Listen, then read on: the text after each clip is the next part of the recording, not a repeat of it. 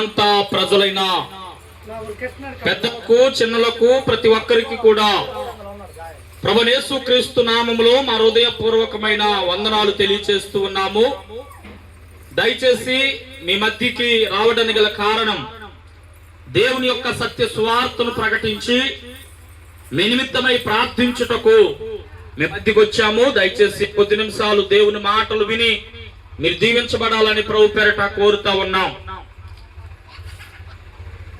ప్రియమైన దేవుని ప్రజలారా, మనమందరము కూడా దేవుని చేత జన్మించబడిన వారం. దేవుని చేత మనమందరము జీవిస్తున్న వారం.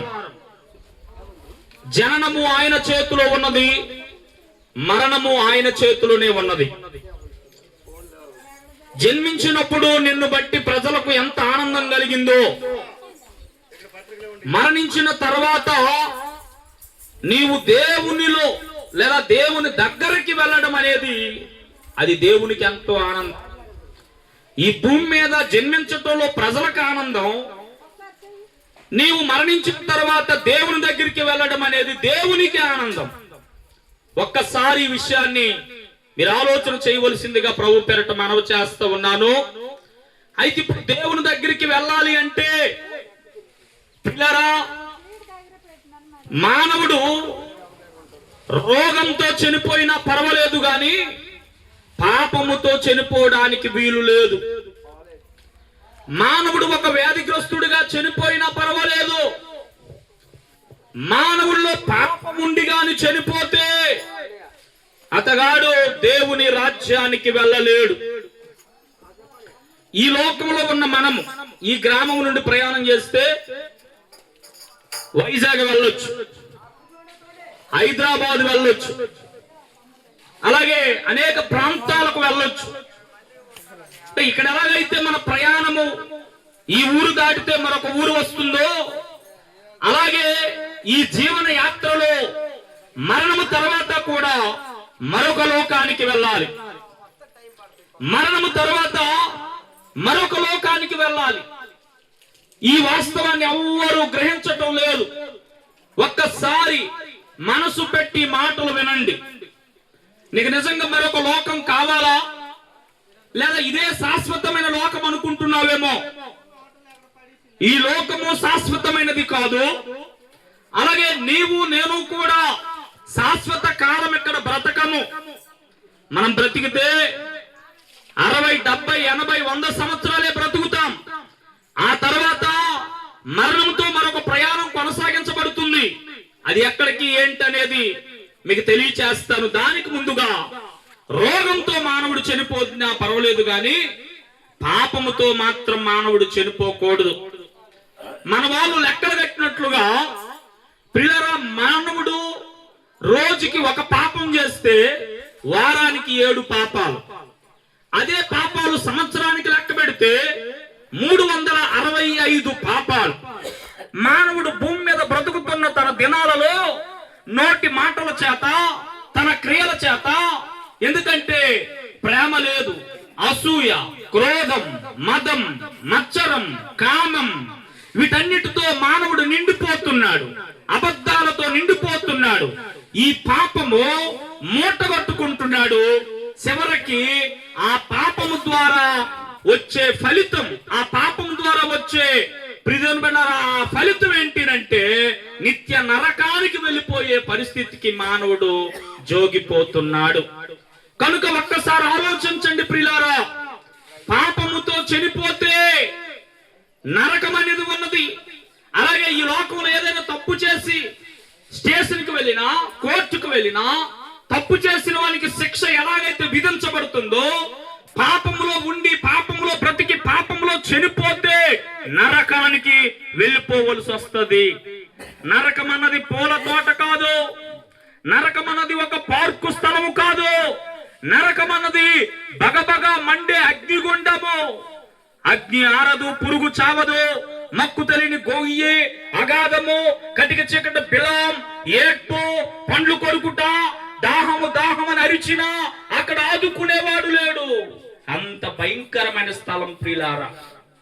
ఒకరోజు ఒక స్త్రీ పాపము చేత పట్టబడి ఆ ధర్మశాస్త్రము లేదా అక్కడున్న విధానాలు బట్టి వ్యభిచారం చేసిన స్త్రీకి రాళ్లుతో కొట్టి చంపాలని ఆనాటి ధర్మశాస్త్ర కాలంలో చెప్పబడిన మాటను బట్టి వ్యభిచారం చేత పట్టబడిన ఆమెకు రాళ్లు పట్టుకొని వెంటబడతా ఉన్నారు.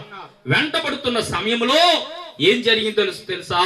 సరాసరంగా ప్రభు ఎక్కడైతే ఉన్నాడో అక్కడికి ఆమె పరిగెత్తుకొని వచ్చి ప్రియదేవుని బిడ్డలారా తన కాళ్ళ మీద పడిపోయి తన ముందు ఉన్నది ప్రియులారా ఈ లోపల రాళ్ళుతో కొట్టి చంపాలని వస్తున్నారు.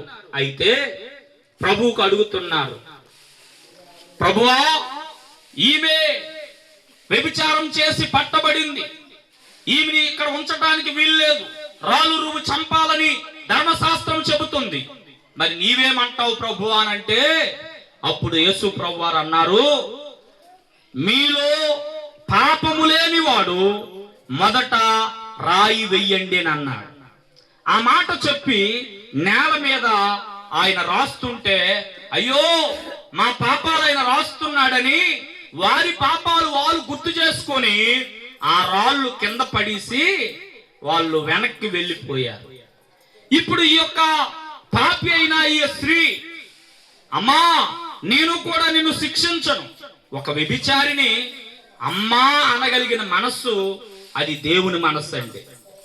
ఒక వ్యభిచారిని ఎవరైనా గౌరవిస్తారా? గౌరవించరు. కానీ వ్యభిచారంతో పట్టబడిన ఆ స్త్రీకి అక్కడ రాళ్ల దెబ్బలు తప్పించి ఇదిగో అమ్మా నిన్ను నేను క్షమిస్తున్నాను, మరలా నీవు పాపము చెయ్యకు. ఒకవేళ పాపం చేస్తే సమాజమే నిన్ను శిక్షిస్తున్నప్పుడు మరి ఈ పాపం అనే మూట నీకు ఎక్కువైపోయి అదే పాపంలో చనిపోతే ఎంత శిక్ష నువ్వు గురవుతావు? అందుకు అంతటి భయంకరమైన శిక్షకు నువ్వు గురి కాకుండా ఉండడానికి నేను పాపములు క్షమించుటకు అధికారిని. ఇదిగో నీ పాపములు క్షమించడానికి నేను యజ్ఞమై యాగమై బలిపశువుగా మారిపోయాను. ఆకాశానికి భూమికి మధ్యన వేలాడదీయబడి మానవుడు చేసిన తప్పిదాల కోసం చేతుల్లో మేకు, కాళ్ళలో మేకు, ప్రక్కలో బల్లెపు పోటు, తలపైన ముండ్ల కిరీటము అనువనువున గాయపరచబడి నీ కొరకు నా కొరకు తన పవిత్రమైన రక్తాన్ని చిందించారు. పిల్లలు ఎందుకో తెలుసా? అంత త్యాగం ఎందుకు? అంత ప్రేమ ఎందుకు? అంత సమర్పణ ఎందుకు? అంత ఘోరాతి ఘోరమైన శిక్షను భరించి ఒక్క రక్తపు పొట్టు తనలో లేకుండా భూమి మీద చిందించడానికి గల కారణం ఏంటయ్యానంటే నీ నా పాపములన్నీ కూడా ఆయన తుడిచివేయడానికి, మన పాపములను పరిహరించడానికి, దోషిగా ఉన్న మనలను, పాపిగా ఉన్న మనలను, ద్రోహులుగా ఉన్న మనలను, అవినీతి పరులుగా ఉన్న మనలను, స్వార్థపరులుగా ఉన్న మనలను, కుయ్యత్తులతో బ్రతుకుతున్న మనలను, కుళ్ళుతో బ్రతుకుతున్న మనలను, మన కుళ్ళు, మన డాగు, మన మచ్చ ఇదంతా కూడా తన రక్తము చేత కడిగి ఎవరైతే నేను పాపిని యేసయ్యా నన్ను రక్షించని ఎవరైతే ఆయన యందు విశ్వాసం ఉంచుతారో వారును వారి ఇంటి వారు రక్షణ పొందుతారు. దీనికి ఏమని ఖర్చుందా? ఒకసారి ఆలోచించండి ప్రియులారా. ఈ లోకము తర్వాత మీరు పరలోకమనే దేవుడుండే గొప్ప రాజ్యానికి వెళ్ళాలి. ఎక్కడున్నట్లుగా కష్టాలు బాధలు లేవు, ఎక్కడున్నట్లుగా కన్నీరు లేదు, ఎక్కడున్నట్లుగా వేదన లేదు, ఎక్కడున్నట్లుగా వ్యాధులు లేవు, ఎక్కడున్నట్లుగా ప్రతి దానికి కూడా పిల్లలతో సమస్య, బిడ్డలతో సమస్య, ఏమిటి కుటుంబంతో సమస్య, భార్యతో సమస్య, భర్తతో సమస్య, ఇవేవి లేవు అక్కడ. ఆనందమే ఆనందము, సంతోషమే సంతోషము. ఆ సంతోషకరమైన జీవితము నీకు నాకు కావాలి అంటే ఆ యేసయ్య నందు విశ్వాసం ఉంచితే చాలు.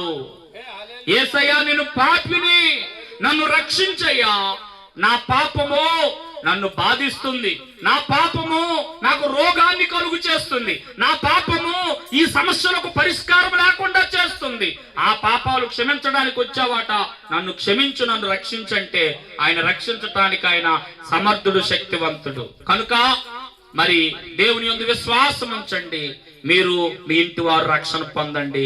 ఈ మాటలు విన్న మీ కొరకు ప్రార్థన.